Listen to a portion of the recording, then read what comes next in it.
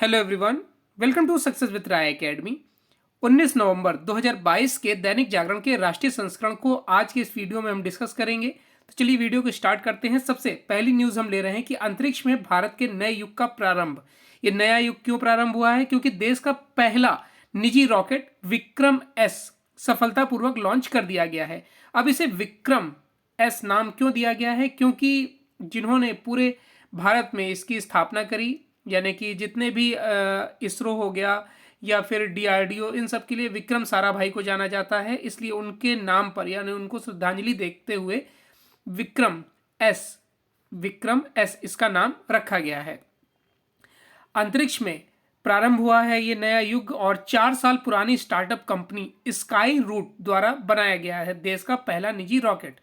और इसे शुक्रवार को 3 सैटेलाइटों के साथ सफलतापूर्वक कक्षा में ले जाया गया। स्काई रूट एरोस्पेस के इस मिशन को प्रारंभ नाम दिया गया है। इसके साथ ही स्काई रूट अंतरिक्ष क्षेत्र में भारत की पहली निजी कंपनी बन गई है।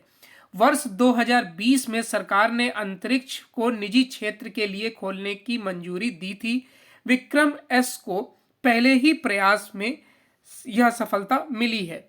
भारतीय अंतरिक्ष कार्यक्रम के संस्थापक एवं प्रख्यात विज्ञानी विक्रम साराभाई को श्रद्धांजलि देने के लिए इसे विक्रम नाम दिया गया है, जैसा कि मैंने आपको बताया।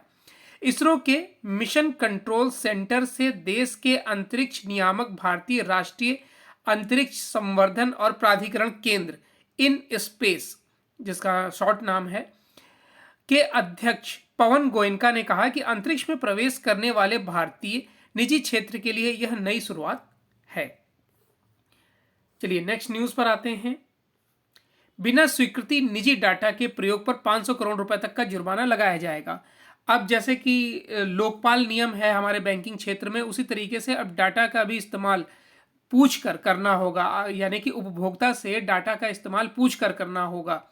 और अगर इसकी अनुमति उपभोक्ता ने दे दी है तो भी जो इसका सेंटर बनाया जाएगा उसको एक बार कंफर्मेशन मांगना होगा कस्टमर से। और अगर कस्टमर इसकी आप कह सकते हैं स्वीकृति देने के बाद भी अगर इसको मना करना चाहता है तो किसी भी टाइम मना कर सकता है। और अगर इस बात का उल्लंघन किया गया तो इसके लिए 500 करोड़ रुपए तक का जुर्माना लगाया जाएगा। न्यूज़ देख लेते हैं अब डिटेल से। निजी डाटा का अब कोई गलत इस्तेमाल नहीं कर सकेगा। निजी डाटा का इस्तेमाल करने से पहले किसी भी सरकारी और गैर सरकारी संस्था या डिजिटल प्लेटफॉर्म को यूजर की इजाजत लेनी होगी। यह प्रस्ताव डिजिटल निजी डाटा कानून के मसौदे में रखा गया है। इन नियमों का पालन नहीं करने पर अधिकतम 500 करोड़ रुपए का जुर्माना लग सकता है। शुक्रवार को इलेक्ट्रॉनिक्स और आईटी मंत्रालय ने डिजिटल निजी डाटा सुरक्षा कानून के प्रस्तावित मसौदे को सार्वजनिक परामर्श के लिए जारी किया है। इस पर 17 दिसंबर तक राय दी जा सकेगी। अगले वर्ष फरवरी में बजट सत्र में इस प्रस्ताव को संसद में पेश किया जा सकता है। प्रस्ताव के मुताबिक निजी डाटा का इस्तेमाल करने से पहले यूजर को पूरी जानकारी देनी होगी। इतना ही नहीं, डाटा प्रोटेक्शन अधिकारी का नंबर और पता भी देना होगा। यूजर चाहे तो अधिकारी से संपर्क कर सहमति वापस ले सकता है। सहमति वापस लेते ही निजी डाटा का प्रयोग रोकना होगा। नेक्स्ट न्यूज है आतंकवाद समर्थक देशों को दंडित करने की जरूरत। प्रधानमंत्री नरेंद्र मोदी ने शुक्रवार को आतंकवाद के विरुद्ध भारत की पुरानी लड़ाई का हवाला देते हुए साफ किया कि इसे समूल नष्ट किए बिना चैन से नहीं बैठेंगे। उन्होंने आतंकवाद को शासन नीति का हिस्सा बनाने व आतंकियों का बचाव करने के लिए बिना नाम लिए पाकिस्तान व चीन को आड़े हाथों लिया और आतंकवाद का समर्थन करने वाले देशों को दंडित करने की जरूरत पर जोर दिया। प्रधानमंत्री ने आतंकवाद को मानवता पर हमला बताते हुए कहा कि इससे निपटने के में किसी तरह के संशय की गुंजाइश नहीं है। दिल्ली में आयोजित तीसरे नो मनी फॉर टेरर सम्मेलन का उद्घाटन करते हुए प्रधानमंत्री ने आतंकवाद के विरुद्ध लड़ाई में पूरी दुनिया के एकजुट होने की जरूरत बताई है। आपको पता होना चाहिए कि जो नो मनी फॉर टेरर जो सम्मेलन चल रहा है इसमें पाकिस्तान को न्योता नहीं दिया गया है और इसमें चीन को भी बुलाया गया था, लेकिन उनका भी कोई प्रतिनिधि इसमें शामिल नहीं हुआ है। उसके बाद ये इस वर्ष का तीसरा सम्मेलन है जो लगातार आतंकवाद में फंडिंग को रोकने के लिए किया जा रहा है। इससे पहले इंटरपोल द्वारा यह सम्मेलन किया गया था और उसके बाद यूएनएससी द्वारा एक सम्मेलन किया गया था। नेक्स्ट न्यूज पर आते हैं अब।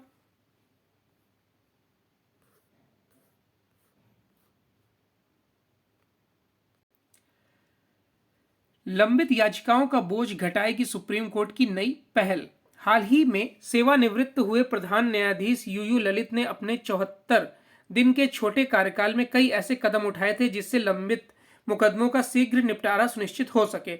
उनके बाद आए नए प्रधान न्यायाधीश डीवाई चंद्रचूड़ ने भी त्वरित न्याय सुनिश्चित करने के उपाय शुरू किए हैं। नई व्यवस्था में सुप्रीम कोर्ट की सभी पीठें रोजाना 10 स्थानांतरण याचिकाएं और 10 जमानत याचिकाओं पर अनिवार्य रूप से सुनवाई करेंगी ताकि लंबित मुकदमों की संख्या घटे और लोगों को जल्द न्याय सुनिश्चित हो। शुक्रवार को प्रधान न्यायाधीश डीवाई चंद्रचूड़ ने अदालत में इस बात की जानकारी देते हुए कहा कि सुप्रीम कोर्ट के सभी न्यायाधीशों की फुल कोर्ट मीटिंग में यह फैसला लिया गया है। शुक्रवार की सुबह जब चीफ जस्टिस कोर्ट में वकील मामलों की शीघ्र सुनवाई के लिए अपने अपने केस की मेशनिंग कर रहे थे, उसी दौरान प्रधान न्यायाधीश डीवाई चंद्रचूड़ ने कहा कि न्यायाधीशों की फुल कोर्ट मीटिंग में फैसला लिया गया है कि सुप्रीम कोर्ट की सभी पीठें रोजाना 10 स्थानांतरण याचिकाओं पर सुनवाई करेंगी। चलिए नेक्स्ट न्यूज पर आते हैं। अफगानिस्तान में सत्ता परिवर्तन ने बढ़ाई आतंकी खतरे की आशंका। केंद्रीय गृह मंत्री अमित शाह ने पिछले साल अफगानिस्तान में जो सत्ता परिवर्तन हुआ है उसके बाद आतंकी गतिविधियों बढ़ने की आशंका के प्रति विश्व समुदाय को आगाह किया है। उन्होंने कहा कि आतंकवाद के बढ़ते खतरे से निपटने के लिए पूरी दुनिया को वन माइंड वन अप्रोच की नीति को अपनाना होगा। उन्होंने भारत में आतंकी हिंसा को रोकने में मिली सफलता के अनुभवों को भी साझा किया। नो मनी फॉर टेरर सम्मेलन के पहले सत्र की अध्यक्षता करते हुए शाह ने विश्व समुदाय को आगाह किया कि अफगानिस्तान में सत्ता परिवर्तन का प्रभाव सिर्फ दक्षिण एशियाई देशों तक सीमित नहीं रहेगा, इसकी आंच अन्य देशों तक भी पहुंच सकती है। उन्होंने कहा कि 30 वर्ष इसी तरह के सत्ता परिवर्तन का परिणाम पूरी दुनिया को सहना पड़ा था और अमेरिका में 9/11 जैसे आतंकी हमले सभी ने देखे हैं। नेक्स्ट है कि यूएनएससी में मौजूदा वैश्विक माहौल के मुताबिक सुधार जरूरी, यह स्टेटमेंट दिया है भारत ने, क्योंकि सुरक्षा परिषद में अगले महीने उसकी अस्थायी सदस्यता खत्म होने जा रही है। ऐसे में भारत ने सुरक्षा परिषद में सुधार की कोशिशें तेज कर दी हैं। भारत ने गुरुवार को एक बार फिर यूएनएससी में नए वैश्विक माहौल के मुताबिक बदलाव की जरूरत को अपनी मांग को जोरदार तरीके से रखा है। भारत ने कहा कि यूएनएससी में सुधार की प्रक्रिया को जितना लटकाया जाएगा, इसके प्रतिनिधित्व के प्रति लोगों का भरोसा उतना ही कम होगा। यह बात भारत की यूएन में प्रतिनिधि रुचिरा कंबोज ने कही है। इसमें एक महत्वपूर्ण बात यह रही कि भारत की तरफ से यह उद्बोधन उन 4 देशों की तरफ से किया गया जो संयुक्त राष्ट्र में सुधार के लिए एक साथ कोशिश कर रहे हैं। ये 4 देश कौन हैं जिन्हें G4 समूह बोला जा रहा है। इसमें सबसे पहले है इंडिया, उसके बाद है जापान, उसके बाद है जर्मनी और फिर है ब्राजील। ये 4 देश हैं जिसे G4 भी बोला जा रहा है और इसका समर्थन कहीं ना कहीं अमेरिका भी कर रहा है और 70 देशों के प्रतिनिधियों ने संयुक्त राष्ट्र सुरक्षा परिषद में बदलाव की मांग करते हुए इसे प्राथमिकता के तौर पर लेने की बात कही है। नेक्स्ट है जनसंख्या नियंत्रण सरकार के विचार का विषय। सुप्रीम कोर्ट ने शुक्रवार को जनसंख्या नियंत्रण के लिए कानून बनाने और 2 बच्चों की नीति लागू करने की मांग वाली याचिकाओं पर विचार करने से इनकार कर दिया है। कोर्ट ने कहा कि जनसंख्या नियंत्रण सरकार के विचार करने का विषय है, इस पर कोर्ट कोई निर्देश नहीं दे सकता। कोर्ट ने इस रुख पर एक याचिकाकर्ता ने अपनी अर्जी वापस ले ली है, जबकि बाकी याचिकाएं कोर्ट ने खारिज कर दी हैं। न्यायमूर्ति संजय किशन कौल और एएस ओका की पीठ ने भाजपा नेता और वकील अश्विनी कुमार उपाध्याय व 3 अन्य याचिकाकर्ताओं की याचिकाओं पर यह टिप्पणी की है। पीठ ने कहा कि जनसंख्या कोई ऐसा मुद्दा नहीं है जिसे एक दिन में रोका जाए, यह सामाजिक मुद्दा है और भी कई मुद्दे इससे जुड़े हैं। नेक्स्ट न्यूज है कि भारत और इजराइल ने किया सबसे बड़ा संयुक्त सुरक्षा अभ्यास। भारत और इजराइल के बीच सैन्य व सुरक्षा संबंध दिनों दिन मजबूत होते जा रहे हैं। भारत अपनी अंतर्राष्ट्रीय सीमाओं को सुरक्षित रखने के लिए पहले से ही इजराइल से काफी ज्यादा साजो सामान की खरीदारी कर रहा है। अब आंतरिक सुरक्षा को लेकर भी दोनों देशों के बीच काफी करीबी सहयोग स्थापित करने की कोशिश हो रही है। पिछले दिनों नई दिल्ली में दोनों देशों की सुरक्षा एजेंसियों के बीच अभी तक का सबसे बड़ा संयुक्त सुरक्षा अभ्यास किया गया। इसका मकसद यह था कि अगर आतंकी हमले होते हैं तो उसका सामना किस तरह से किया जा सकता है। इस बारे में जानकारी देते हुए इजराइल के राजदूत नाओर गिलान ने कहा कि वैश्विक सुरक्षा को स्थिर रखने के लिए दोनों देशों के बीच सहयोग और प्रगाढ़ किया जाएगा। नेक्स्ट पेज है बिजनेस पेज। बिजनेस पेज में पहली न्यूज है कि वित्त मंत्री 21 से शुरू करेंगी बजट पूर्व बैठकें। वित्त मंत्री निर्मला सीतारमण 21 नवंबर से बजट पूर्व बैठकें शुरू करेंगी। बजट 1 फरवरी 2023 को पेश किया जाएगा। 28 नवंबर तक चलने वाली इन बैठकों में जलवायु परिवर्तन और इंफ्रास्ट्रक्चर से जुड़े मुद्दों पर विशेष ध्यान दिया जाएगा। भारत ने 2070 तक शून्य कार्बन उत्सर्जन का लक्ष्य तय किया है। नेक्स्ट न्यूज पर आते हैं कि विदेशी मुद्रा भंडार में एक वर्ष की सबसे ज्यादा बढ़ोतरी। अब ये विदेशी मुद्रा भंडार होता क्या है? देखिए, किसी भी देश के केंद्रीय बैंक में रखी गई धनराशि या अन्य परिसंपत्तियां होती हैं ये, ताकि आवश्यकता पड़ने पर वह अपनी देनदारियों का भुगतान कर सके। विदेशी मुद्रा भंडार को एक या एक से अधिक मुद्राओं में भी रखा जा सकता है, जैसे डॉलर, यूरो, स्टर्लिंग पाउंड, येन, इन सब में रखा जा सकता है। बीते सप्ताह देश के विदेशी मुद्रा भंडार में एक वर्ष से ज्यादा की सबसे तेज वृद्धि दर्ज की गई। आरबीआई की ओर से शुक्रवार को जारी आंकड़ों के अनुसार 11 नवंबर को समाप्त सप्ताह में देश के विदेशी मुद्रा भंडार में 14.73 अरब डॉलर की वृद्धि रही। अब देश का विदेशी मुद्रा भंडार 544.72 अरब डॉलर पर पहुंच गया है। देशी मुद्रा भंडार में अगस्त 2021 के बाद यह सबसे ज्यादा वृद्धि रही है। आंकड़ों के अनुसार 4 नवंबर को समाप्त सप्ताह में देश का विदेशी मुद्रा भंडार 529.99 अरब डॉलर था।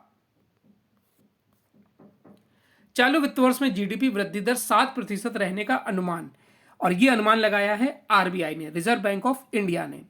तो जीडीपी के बारे में जान लीजिए कि जीडीपी होती क्या है। जीडीपी यानी कि ग्रॉस डोमेस्टिक प्रोडक्ट्स, किसी देश में साल भर में पैदा होने वाली सभी जितने भी सामान और सेवाएं पैदा होती हैं उसकी कुल वैल्यू को जोड़ा जाए, और तो या फिर उसको ही सकल घरेलू उत्पाद कहा जाता है। जिस उन सभी को, यानी कि जितना प्रोडक्शन हो रहा है उन सबको जब हम ऐड करते हैं तो उसे ही हम जीडीपी बोलते हैं। खुदरा महंगाई दर में कमी आने के संकेत और व्यापक आर्थिक दृष्टिकोण के लचीलेपन की बदौलत चालू वित्त वर्ष में भारत के सकल घरेलू उत्पाद में 7% की वृद्धि का अनुमान आया है। हालांकि भारतीय अर्थव्यवस्था के लिए वैश्विक चुनौतियां अभी भी बरकरार हैं। आरबीआई की ओर से शुक्रवार को जारी एक लेख में यह बात कही गई है। हाँ, एक न्यूज और है कि सार्वजनिक बैंकों के सीईओ का अधिकतम कार्यकाल 10 वर्ष कर दिया गया है। यानी कि जितने भी गवर्नमेंट सेक्टर के बैंक होंगे उनके सीईओ या फिर एमडी का कार्यकाल अब 10 वर्ष का होगा। पहले उनकी उम्र 60 वर्ष तक या 5 वर्ष के लिए उनका कार्यकाल होता था। अब जब ये 10 वर्ष का कार्यकाल होगा तो उनके साथ सामंजस्य बैठाना सरकार के लिए अब आसान हो जाएगा। अब आते हैं नेक्स्ट पेज पर, जो है इंटरनेशनल पेज।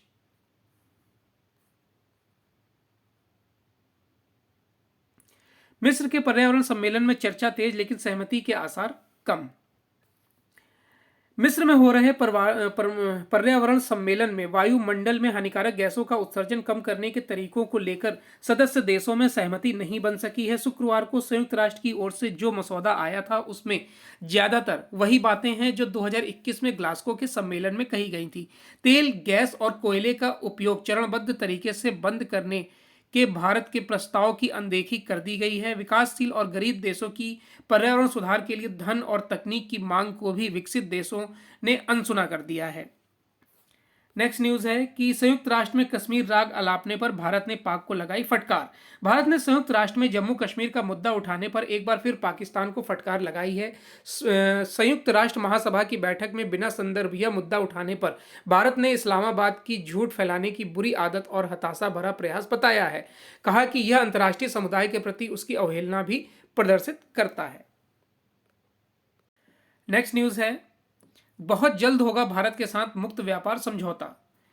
प्रधानमंत्री ऋषि सुनक ने कहा है कि उनकी सरकार भारत के साथ मुक्त व्यापार समझौता करने के लिए संकल्पबद्ध है। यह समझौता जितनी जल्द प्रभावी होगा किया जाएगा। सुनक ने यह बयान इंडोनेशिया में G20 देशों के शिखर सम्मेलन के दौरान भारतीय प्रधानमंत्री नरेंद्र मोदी से वार्ता के बाद लंदन लौटने पर कहा है। उल्लेखनीय है कि ब्रेक्जिट के बाद से ब्रिटेन सरकार भारत के साथ FTA के लिए प्रयासरत है। इसको लेकर दोनों देशों के अधिकारियों के बीच बातचीत अक्टूबर में पूरी हो चुकी है। एक न्यूज और है कि ऑस्ट्रेलिया के प्रधानमंत्री अगले वर्ष मार्च में आएंगे भारत। ऑस्ट्रेलिया के प्रधानमंत्री एंथोनी अल्बानेस ने घोषणा की है कि वह अगले वर्ष मार्च में भारत की यात्रा करेंगे। इस दौरान वह भारत ऑस्ट्रेलिया आर्थिक सहयोग एवं व्यापार समझौते पर निगाह रखेंगे और संबंध सुधारने का प्रयास करेंगे। उन्होंने कहा कि वह प्रधानमंत्री नरेंद्र मोदी से भेंट करेंगे और दोनों देशों के बीच करीब आर्थिक सहयोग समझौते को अंतिम रूप देंगे। तो ये आज का यानी 19 नवंबर 2022 का दैनिक जागरण का राष्ट्रीय संस्करण था। आई होप आपको वीडियो अच्छा लगा होगा। अगर वीडियो अच्छा लगा हो तो लाइक और शेयर कर दीजिएगा। वीडियो देखने के लिए धन्यवाद।